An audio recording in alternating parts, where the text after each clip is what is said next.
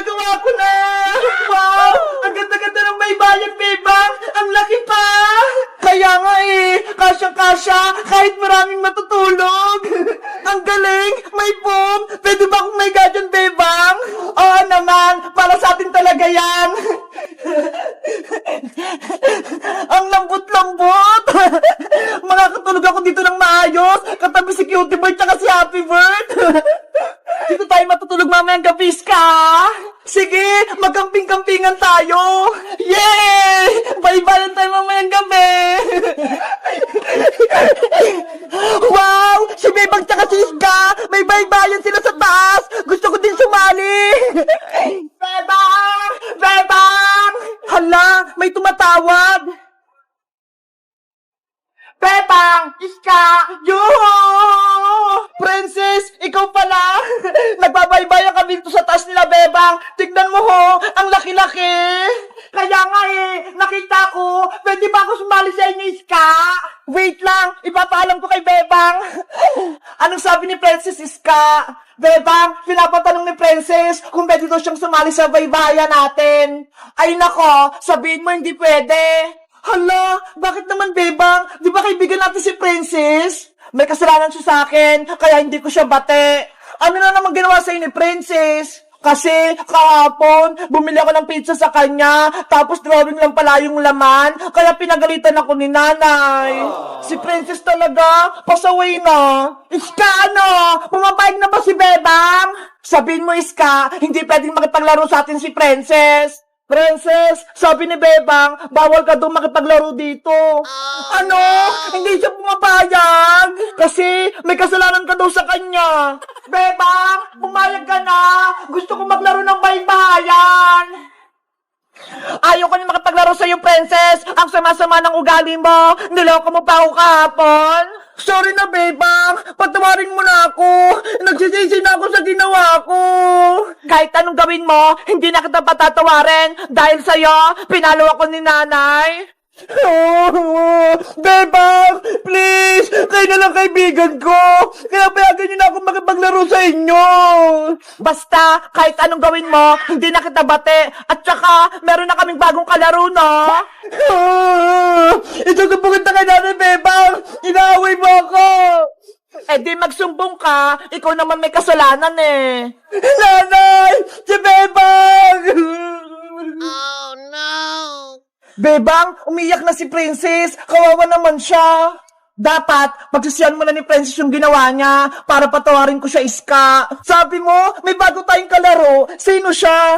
Ayaw nga, no? Muntikan ko nang makalimutan. Excited ka na ba, Iska? Kung sino siya? Oo, ipakilala mo na siya sa akin. Bilis! Ipinapakilala ko na saya ang bago nating kalaro. Lumabas ka na! Hello, Ate Iska! Hello, Ate Bebang! Namiss niyo po ba ako? Mateo! Ikaw ba yan? Ang laki-laki mo na ha! Ngayon lang kita nakita! Ate Iska, tingnan mo po! Bungin na po ako para si Ate Princess. Ayaw nga no! Wala ka nang ngipin sa harap! Mateo! Halika na! Maglaro na tayong baybayan! Wow! Ang saya-saya natin! Nagpaparik na si Mateo! Yahoo! Kasya-kasya kami dito! Emily, diyan ka muna ha. Magpapaalam na ako kay nanay kung pwede kang tumira dito sa bahay. Sana po, papayag si Aling Chitang at si Pepang. Huwag kang mag-alala, panigurado, papayag din si nanay. Salamat, Ate Pepang. Tinutulungan mo ako laki. Ang pait-pait mo talaga. Wala yun. Wait, pupunta na ako kay nanay. Nay! Ano yan, Bebang? Nay, may sasabihin po ako. Sana okay lang sa inyo. Ano nga yun? Sabihin mo na at ako'y matutulog na. Eh kasi, pwede po bang dito na lang tumira si Emily, Nay? Pwede po bang dito na lang siya matutulog sa bahay natin? Anong sabi mo, Bebang? Mag-aalaga ka ng bata dito pa sa bahay? Opo, ayun po si Emily na yun. Hello po, Aling Sitang. Diyos me, yun naman, Bebang. Saan mo naman napulot yung bata na yan? Baka hinahanap pa ng magulang niya? Matagal ko na pong kaibigan si Emily, Nay. Tsaka, ulila na po siya. Wala na po siyang magulang. Wala na siyang matitirahan. Bebang, hirap na hirap nga tayo ngayon. Wala tayong pera. Wala tayong papakain kay Emily. Hindi natin siya kayang alagaan. Sa iba mo na lang siya ipaalaga. Pero Nay, wala na pong mapupuntahan si Emily. Wala na siyang kamag-anak. Wala na po siyang nanay. Wala na rin po siyang tatay. Kaya kung pwede, gugupin na lang po natin si Emily. Hindi pwede, Bebang. Huwag mo akong bigyan ng problema. Yare, ayaw ata sa akin ni Aling Sitang. Please, Nay, kahit saglit lang. Dito na muna tumira si Emily. Pag sinabi kong ayoko, palabasin mo na si Emily. Nay! Ate Pepang, ano pong sinabi ni Aling Sitang? Umayag po ba siya? Emily, ayaw ni nanay na dito ko tumira sa amin. Sana ako matutulog, Ate Pepang. Nabahan na yung bahay namin. Huwag kang mag-alala, Emily. Hindi kita mababayaan. May naisip akong paraan. Ano pong gagawin natin, Ate Bebang? Ayaw sa akin ni Aling Sitang. Kahit ayaw sa'yo ni nanay, dito pa rin kita patutulugin sa bahay. Eh, paano po? Nakikita tayo ng nanay mo. Meron akong baybayin dun sa may taas. Dun kita patutulugin. Talaga, Ate Bebang? Tara, umakyat tayo para makita mo. Yay! Huwag kang maingi, Emily. Baka marinig ka ni nanay. Oopsie! Akyat na tayo.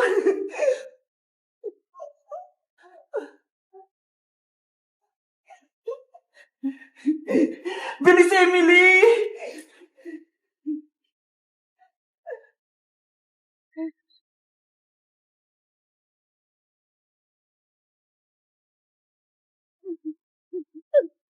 Ano kayang itsura ng tutulugan ko? Charot! Dito ka matutulog, Emily, sa aking baybahayan. Wow! Ang ganda! Ang laki pa! Habang wala ka pang bahay, dito ka muna tumira. Bilis! Pumasok ko na sa loob! Okay pa! Ay! Ang lambot-lambot ng upuan! Tapos may mga stop toys pa!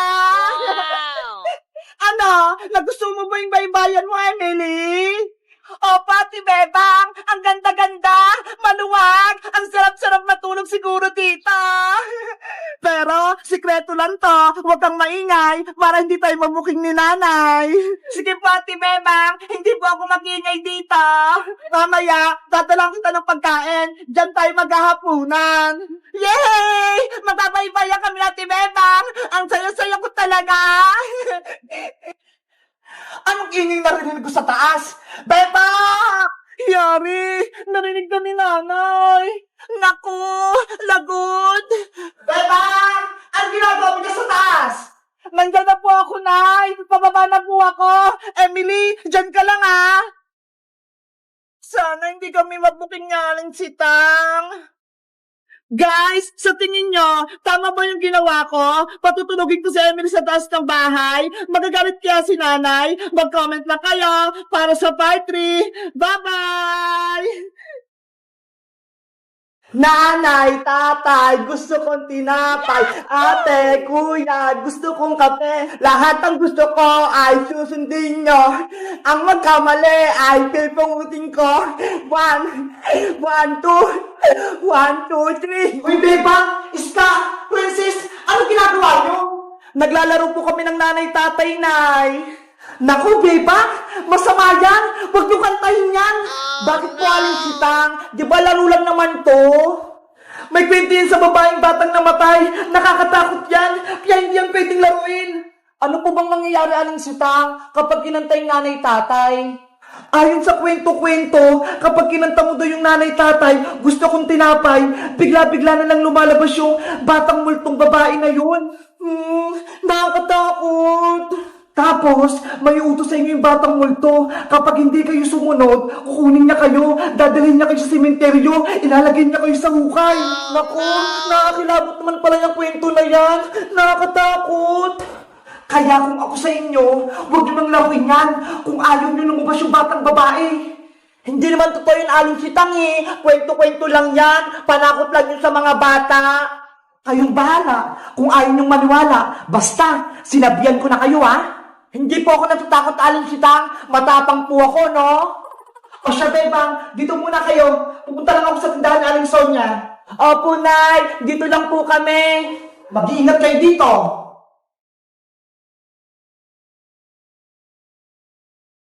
Bebang, Iska, tara na! Kantayin ulit natin yung nanay-tatay!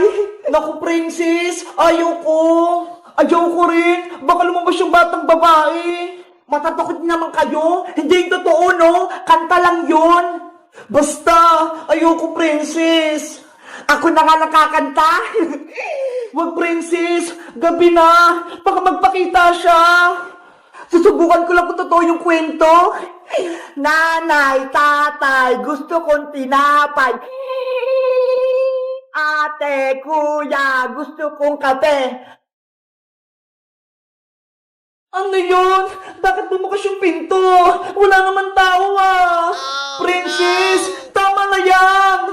Lahat ang gusto ko ay susundin nyo. Ang magkamali ay pipinyutin ko.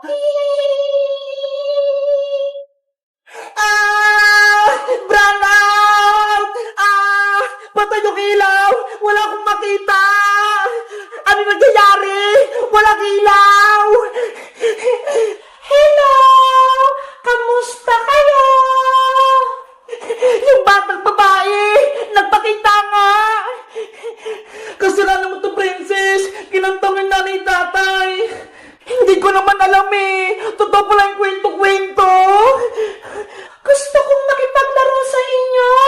Pwede ba akong sumali? Hindi pwede! Isa kang multo! Patay ka na! Huwag ka rito! Kung ayaw nyo, kayo ang kukunin ko! Maglalaro tayo sa sementeryo! Tumakbo na tayo! Nandiyan yung multong babae! Takbo! Nandiyan na siya! Antayin niyo ako! Huli ka, Princess! Nanay, tatay, gusto kong tinapay. Si Princess, dadalhin ko sa sementeryo. Bebang, tulong! Hello guys! Alam niyo ba yung kantang nanay, tatay? Gusto kong tinapay. Nilalaro niyo ba yun? Kasi, sabi ni nanay, masama daw yun eh. Kaya lumabas yung batang multo. Si Princess, hinuli siya. Kawawa naman. Mag-comment lang kayo kung gusto niyo ng part 2. Bye-bye!